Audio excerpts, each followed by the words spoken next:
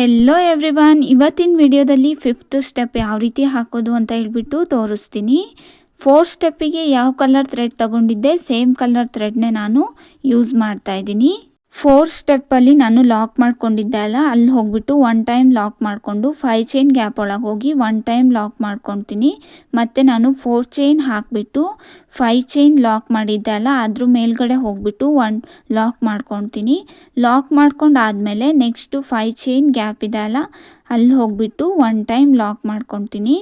Lock ಮಾಡ್ಕೊಂಡಾದಮೇಲೆ needle ಮೇಲೆ ನಾನು 2 times ದಾರ ಸುತ್ತಕೊಂಡು 6 ಚೈನ್ ಗ್ಯಾಪ್ ಒಳಗೆ ಹೋಗಿ 1 ದಾರನ ತೊಗೊಂಡು ಬಂದು ನಾನು ಟ್ರಿಬಲ್ ಕ್ರೋಶೆಟ್ನ ಮಾಡ್ತಾಯಿದ್ದೀನಿ.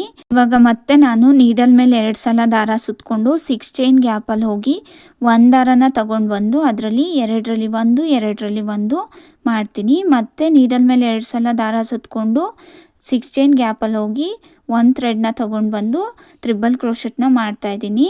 ನೀವು ಬೇಕಿದ್ರೆ ಇಲ್ಲಿ ಡಬಲ್ ಕ್ರೋಶೆಟ್ನಾರು ಮಾಡ್ಬೋದು, ಡಿಸೈನ್ ಚೆನ್ನಾಗಿ ಬರುತ್ತೆ. ನೀಡಲ್ ಮೇಲೆ 2 ಸಲ ದಾರ ಸುತ್ತಕೊಂಡು 6 ಚೈನ್ ಗ್ಯಾಪಲ್ಲಿ ಹೋಗಿ 1 ದಾರನ ತೊಗೊಂಡು ಬಂದು 2ರಲ್ಲಿ 1 2ರಲ್ಲಿ 1 2ರಲ್ಲಿ 1 ಮಾಡಬೇಕು. ಮತ್ತು ನೀಡಲ್ ಮೇಲೆ 2 ಸಲ ದಾರ ಸುತ್ತಕೊಂಡು 6 ಚೈನ್ ಗ್ಯಾಪಲ್ಲಿ ಹೋಗಿ 1 ದಾರನ ತೊಗೊಂಡು ಬಂದು 2ರಲ್ಲಿ 1 2ರಲ್ಲಿ 1 ಮಾಡಬೇಕು. ಇದೇ ರೀತಿ ನೀವು 6 ಚೈನ್ ಗ್ಯಾಪ್ ಒಳಗೆ ಎಷ್ಟು ಕಂಬಗಳು ಹಿಡಿಸುತ್ತೋ ಅಷ್ಟು ಕಂಬಗಳನ್ನು ನೀವು ಕವರ್ ಮಾಡಿ.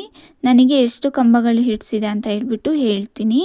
ನನಗೆ ಟೋಟಲ್ 12 ಕಂಬಗಳನ್ನು ನಾನು ಹಾಕಿದ್ದೀನಿ. ನೀವು ಕೂಡ 12 ಕಂಬಗಳನ್ನೇ ಹಾಕ್ಕೊಳ್ಳಿ, ಡಿಸೈನ್ ಚೆನ್ನಾಗಿ ಬರುತ್ತೆ. ಆರ್ಚು ಕಂಪ್ಲೀಟ್ ಆದಮೇಲೆ ನೆಕ್ಸ್ಟ್ 5 ಚೈನ್ ಗ್ಯಾಪಲ್ಲಿ ಹೋಗ್ಬಿಟ್ಟು ನಾನು ಲಾಕ್ ಮಾಡ್ಕೊತಾ ಇದ್ದೀನಿ.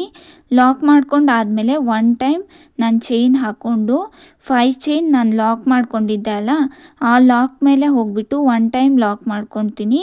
ಇವಾಗ ನಾನು 4 ಚೈನ್ನ ಹಾಕ್ತಾಯಿದ್ದೀನಿ. 4 ಚೈನ್ ಹಾಕಾದ್ಮೇಲೆ 5 ಚೈನ್ ಲಾಕ್ ಮಾಡಿದ್ದೆ ಅಲ್ಲ, ಆ ಲಾಕ್ ಮೇಲೆ ಹೋಗ್ಬಿಟ್ಟು ನಾನು ಲಾಕ್ ಮಾಡ್ಕೊತಾ ಇದ್ದೀನಿ. ಇದೇ ರೀತಿ ನೀವು ಸ್ಯಾರಿ ಫುಲ್ ಕಂಟಿನ್ಯೂ ಮಾಡಿ. ಪಾರ್ಟ್ 6th ವಿಡಿಯೋದಲ್ಲಿ ಯಾವ ರೀತಿ ಆರ್ಚಿಗೆ ಬೀಡ್ಸ್ ಆ್ಯಡ್ ಮಾಡೋದು ಅಂತ ಹೇಳಿಬಿಟ್ಟು ನಾನು ತೋರಿಸ್ತೀನಿ. ಈ ವಿಡಿಯೋ ಇಷ್ಟ ಆಗಿದ್ರೆ ಲೈಕ್ ಮಾಡಿ, ಶೇರ್ ಮಾಡಿ, ಕಮೆಂಟ್ ಮಾಡಿ ಆ್ಯಂಡ್ ಫಾಲೋ ಮಾಡೋದನ್ನು ಮರಿಬೇಡಿ. Thank you for watching.